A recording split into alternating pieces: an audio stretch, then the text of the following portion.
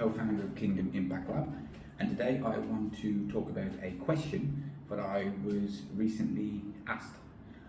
So for context, I posted in a WhatsApp group about the dangers of the transactional workforce, marketplace, business world, and my point was that we need to anchor our decision making in something that transcends hitting the company targets at the bottom line and profit margins, which is the essence of L.I.G.H.T and what my calling is to do.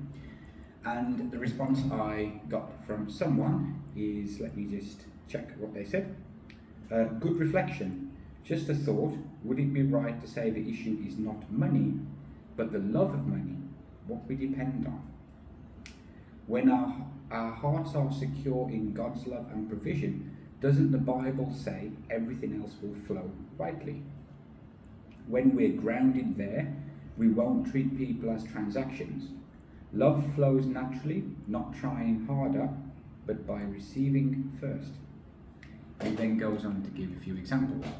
And so what I want to do in this video is I just want to talk through the idea of why it is not necessarily the love of money, but it is having money as your guiding principle within your business, which is where the problem starts. So first of all, yes, the love of money is the cause of so many problems, and I've personally experienced this myself to some degree, although fortunately I managed to catch myself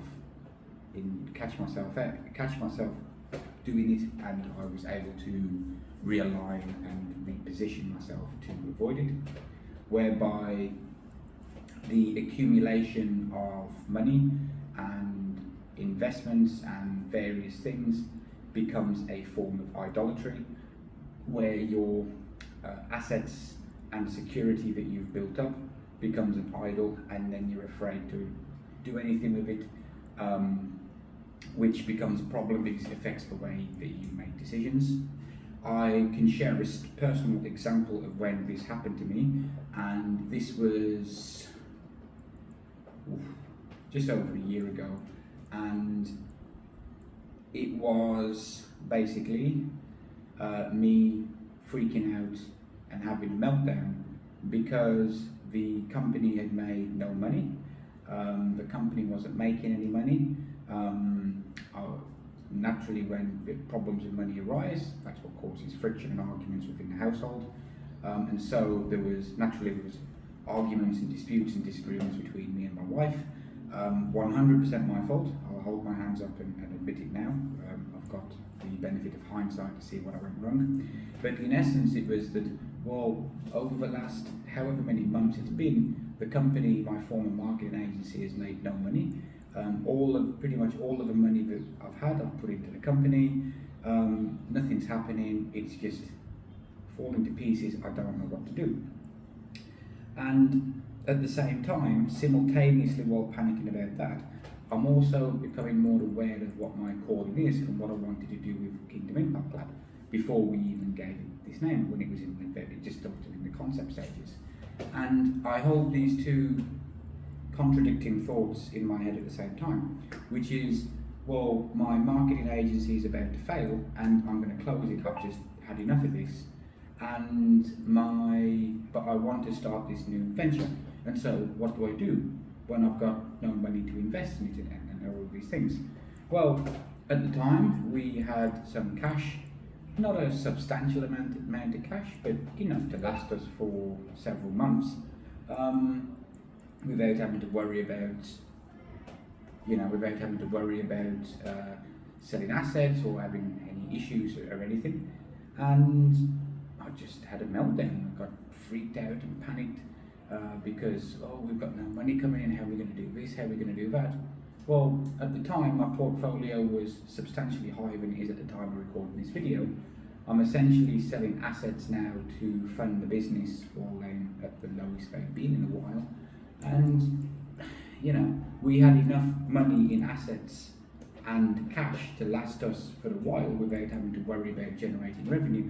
Yet, because of this idolatry based around it and because of my feelings around the money, it's where things started to cascade downhill and cause problems. And it took that experience to actually realise what the problem was, and that was a natural occurrence for me because I've become, for a lack of a better term, addicted to the security that I had. I felt comfortable in the security that I had with assets and things that I'd built up while things were going better for me as a freelancer and in the business. And then when it wasn't, when it was time to use what I've stored up in order to support the lifestyle, which was actually the plan all along, the issue then is selling what you have. And that's what caused a problem with me, and that was it was hard to do. And I know I'm not the only one that experiences this, but all of this comes as a result of a love of money and a love of what money can do. And the more you love money, the more you hoard it, and the less you let it go. So I just want to say that I am not saying that the love of money is not the problem. It is a problem. It causes a whole bunch of problems. The issue here is that I'll use what Carl Jung said, and I've used this a few times. Carl Jung was a psychologist. He's done a lot for the field of psychology. I forget when he was. I probably should learn Carl Jung's bio since I'm doing these videos. But essentially, he said that, paraphrased, what you put as your highest order goal, your highest order aim, your highest order target, becomes your God, whether you're aware of it or not. Whatever you put as your guiding principle, what you're focusing on the most, becomes your God, whether you're aware of it or not. And in the context of business, when your primary objective is to hit your quarterly or annual targets, which is just numbers on a spreadsheet, and let's be honest about things, that the numbers on the spreadsheet in many ways are arbitrary, your targets in many ways are arbitrary, based on projections of what has happened in the past and what you can do in the future. But nobody can predict the future. Nobody knows what's going to happen. There could be some black swan event or something unexpected happens, which means that your company, the place where you work, you cannot hit your targets, and none of that is within your control. So your targets that you may aim for in the business, in many ways, are arbitrary, or they're based on the minimum amount that you will need in order to continue growth at the present rate that you have. And so what happens here is that when you find yourself chasing your targets, you then start to sacrifice some of the higher priority things in your life, but not so urgent, in order to go after and chase the short-term wins and the short-term goals and the short-term goals that the targets that you're trying to do. And you become addicted to the process, you can become addicted to the cycle. And I've been there myself. I've lived this life as an atheist materialist for 35 years, just under 35 years. I know what it's like. I've been there. I've lived within this environment, and I've had more than 10 years of experience in marketing in order to get people to take action and buy things, predominantly all transactional. So I know what it's like and what the business world is like.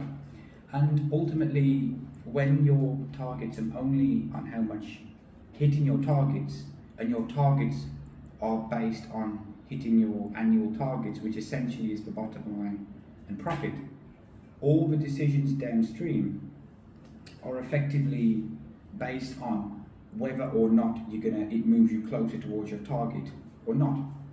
And so that would often make it tempting for you as a leader to compromise your integrity in the short term in order to get a win that moves you closer towards your targets. But in actual fact, it's not aligned with who you are becoming in Christ, or who you are becoming as a Christian, or how you're aligning your present moment with your eternal vision. And one example would be that people would take the easy way. They wouldn't face difficulties. And let me give you a personal example.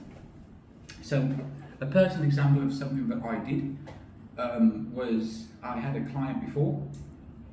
We had an outstanding balance of what he owed me, but because he had changed direction and shifted and swung around in circles 3 million times, he would no longer get the benefit that I promised from the assets that I would have delivered him for his marketing campaign. And so I could have easily have created the marketing assets for him within an hour or 2 hours tops, realistically. I could have given it to him and I could have justified my outstanding fee. Instead, I said that I'm not going to deliver it to you because you're not going to use it and you've moved direction, and so what I promised to deliver you a few months ago at the start of a contract will no longer align you with what your goals are now, and I'm not going to do it. And in the end, I lost the outstanding fee because I didn't deliver him the work that he wouldn't need. And that is a way of acting out of integrity. Now, that was just me on a relatively small amount of money where I had enough savings to last me for the worst case scenario. I was secure in the decision I made. Now think about it, if you're in a position where you had a similar situation but the stakes were higher. And the stakes higher meaning that, let's say for example, that you needed to make this sale in order to make sure that your company would generate would be able to cover all of the monthly expenses. You need to make this next sale. Otherwise you might slip into the red and have to borrow money and all these other things. But the person that you're dealing with, they may not be the perfect person, and you know that if you can convince them, they're going to make the sale and they're going to be able to push you over so you can hit your targets and cover the expenses or whatever it is. What do you do in that situation? Well, do you step back and think, well, I don't think that this is right for you, but so I don't think it's right for you, you don't meet the qualifications, you don't meet the criteria, and you're probably not going to get a result. Or are you going to likely convince yourself that making a sale would be beneficial to them, and that they would get all of these extra benefits and outcomes and things as a result of you selling it, and then you would probably downplay the fact in your own mind that they do not necessarily meet your criteria for becoming a client? Just food for thought. What are you going to do if you're under pressure? If you're under pressure, you're more likely to take the easy way, especially if the consequences are a lot higher than in my situation. This is what happens, this is the point of when you make your bottom line and profit margins as your primary focus, because all your decisions are subconsciously influenced by hitting that target. That's one example. Let's move it down the chain of command. Let's say you've got a big business, you've got countless employees, and let's say you have sales reps. These sales reps they have to hit a certain quota of sales per month. Their performance is compared to each other, and it's kind of a dog-eat-dog world in sales anyway. So what's going to happen there? Okay, it's the end of the month, and the one salesperson is under pressure to hit their targets, and they subsequently meet with someone and they tell a few white lies in order to get the sale and generate their commission and hit their targets. and then a few months later it turns out that the person that bought your offer, whatever that offer is, whether it's an offer as a coaching program or consulting or whatever it is, a service-based offer, or whether it's insurance or whether it's anything else.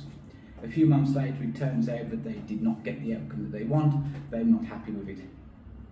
How would you feel of a leader knowing that one of your sales reps manipulated one of your prospects in order to get the sale, just so they can justify hitting their quota? Well, you would be so far removed from this individual person on the sales team, and they wouldn't understand what your values are. And in many cases, when self-interest comes to play at the forefront, where you can win in this moment, everything else goes out the window and you revert back to your old habits. It's kind of the same as, why do you have athletes, especially boxers, for example? Why do you have people that are involved in mixed martial arts? Why do they do so many drills? And why do they focus on mastering the fundamentals? Well, the reason is because in a moment of weakness, you revert back to your old habits. So what are you going to do when you're under pressure? If you're under pressure and you know that you need to hit this financial target, you revert back to your old habits, your natural instincts within you, which are going to pull you away from the pursuit of Christ-likeness and make decisions based on your short-term gain in that present moment. Maybe you look back at that moment with regret. Maybe you will just justify it in your own head. That's what happens.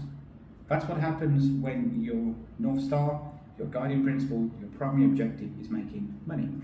Another example, and this one would be a better analogy for the person who messaged back to me, and that is, I've told this story before, and it's a story that I'm going to keep telling because it illustrates this point perfectly, that it's not the love of money, but it's having money as the dominating factor, which leads to you behaving in a way that is misaligned with who you're becoming and having compromised integrity. So about 2 months back, we were looking for a place to move into. We found a place, we made an offer, they accepted the offer. We told them that before we proceed with making all the payments, let us terminate our agreement with our current landlord, give him notice because that's the right thing to do, and then we want to come and see your place again after the upcoming Chinese New Year holiday where people are going away, and then we want to see a few more things. We've got our own furniture, you've got the furniture, what happens here, a few questions, let's discuss it all, and then we'll proceed with things formally by making a deposit. But yes, 100% we're in. Well, it's the 11th hour for us. We're under the impression that everything's gone smoothly, and we then on the 11th hour, which is like 48 hours after we made the offer and they accepted it, we've written the letter to our landlord, we're about to terminate it, and then we just so happen that, hey, we know a mutual friend that said that they know this particular family. So we contacted a friend and got their number, and then we texted them and just said, hey, just before we terminate our agreement with our landlord, just before we kind of cross the Rubicon and there's no going back for us, we just want to confirm on your end all of these things, just as a double confirmation for peace of mind. And we got a message back several hours later saying, oh, actually, somebody else came to view the apartment with a different agent after you made the offer, and well, they've made an offer that's higher than yours. So we'll let you know. And then we were kind of dumbstruck by that, and basically that was the end of it. There was nothing else from them. They followed up 2 weeks later, I think, and said, oh, we've decided to go with the other person and this and that, and don't terminate your contract, and this is 2 weeks after the fact. Now, the reality of this situation is that we accepted the arrangement, we accepted the offer. Um, let your yes be yeses and your no's be no. It was a verbal agreement. They then used our offer that they accepted as a way to leverage a higher monthly rent off somebody else who came afterwards. And I understand the sales tactics that they used, because it's the same principles and tactics that I've used in the past to get people to buy high-priced office and things. I know what they did. And the reality of the situation is that I don't know how much extra the other people offered compared to us, but if I was to make a guess, it would have been, based on price psychology and the way pricing typically works, in the local currency it would be no more than 400 ringgits more than us, more than what we offered, and absolutely no more than that, but realistically probably 200 ringgits more. So that would be between $50 to $100 extra per month is what they'd have got from rent. Or you work that out, that what, it could have been what, for an extra $10, $15 a week in rent, that they were prepared to cause all of these problems for us without telling us that they didn't, there was no transparency on their end, they didn't tell us other people were viewing it, they accepted our offer, they didn't tell us somebody else had seen the place or made the offer. And well, why did they do that? Well, they did that because they were under pressure to rent the place because they needed the money. So the situation that they're in, they were faced with a decision of, well, we can get this amount per month off these tenants, or we can try to get more money off the next tenants that come, and that's exactly what they did. And then they didn't bother to tell us, because if the other tenants dropped out, they wanted then to revert back to us, and so we'd have it as their backup, which personally I think is highly unethical. Now here's the thing, and this is the bit that blew my mind, because I just did not expect this to happen. When we went there, it turns out that the people that were renting this apartment were Christians. Their apartment had all of the Bible verses around, and Bibles here and this and that. And we spoke to their son, who was probably in his 20s maybe, and he attends 2 churches and all of these different church activities and different things. And they actually went to the same church that we do. They attend the same church that we do. So you're talking about people that attend the same church that my family go to. They go every week. Turns out they're pretty well known within the church. They participate in all the church events. The son goes to 2 churches and goes to the different events. They're about as Christian as you can get. But yet, that's what they did to us. And they probably didn't even realise that what they did was wrong. In their mind, what they did was not wrong. In their mind, it did not occur to them that they made an agreement with us, and the consequences it would have caused us had we not found a way to reach out to them and confirm. It did not occur to them that it was unethical to accept an agreement and then use that agreement to leverage a higher monthly rent without notifying us that we're in some kind of this auction style price war, without even realising it. It was highly unethical for them to then not notify us, have no communication, until conveniently it was at the end of the month, which was probably the deadline that they normally give, and isn't even given the end of the month to pay the deposit or the whatever it is the fees that you've got to pay. And so at the end of the month, they then text us and say, oh, we've decided to go with the other people, conveniently at about the time when the other people would have paid their deposit and confirmed 100%. But again, it didn't occur to them that you're using us as a backup without telling us, and you think that's okay. Well, did they do it intentionally? Absolutely not. I don't even think they were consciously aware of what they did, and the situation they almost put me and my family in, because you notify your intent on leaving, and then you've crossed the Rubicon kind of thing. And that kind of illustrates the whole point of why it's not the love of money, and it doesn't matter if you're a Christian or not. What is your highest order aim in this particular situation? Because for us, me and my family, we had our North Star of, the pursuit of Christ-likeness using the L.I.G.H.T framework. And so in our mind, it was that before we commit to 100% and make the deposit where we can't go back, for us, it's important to notify our current landlord and tell him what's happening so he knows.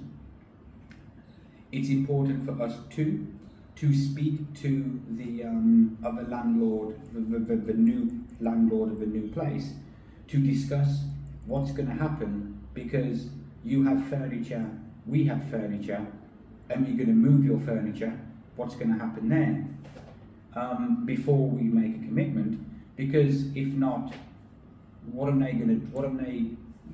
would then be in a position where we would kind of be forcing them potentially to move out various things from their house because we have our own things, and there's no communication about what happens. But because we've already paid, we are then in the dominating role in the negotiations. But it's kind of, well, we've got our stuff, you need to move it. But we didn't think that was right. We wanted to discuss it first, because for us, that is what integrity is. We wanted to, first of all, have another look at the place properly after we'd committed to doing it, because we did notice that there was a few issues with the place, such as the air conditioners looked like they were as old as I was and probably weren't very efficient and didn't work well. And so there was various things within the apartment which we were going to actually see if they could replace or service or ask questions about, and then if they were to replace any of the appliances or things in the house, we had every intention of increasing the amount we pay per month to reflect that. So everything we did was rooted in the pursuit of Christ-likeness and light, which is why we know that everything that we did was right. From their perspective, these well-known Christians within our church, it turns out that, well, they did not see any of this stuff. All they saw was the amount of money that they'd have at the end of the month.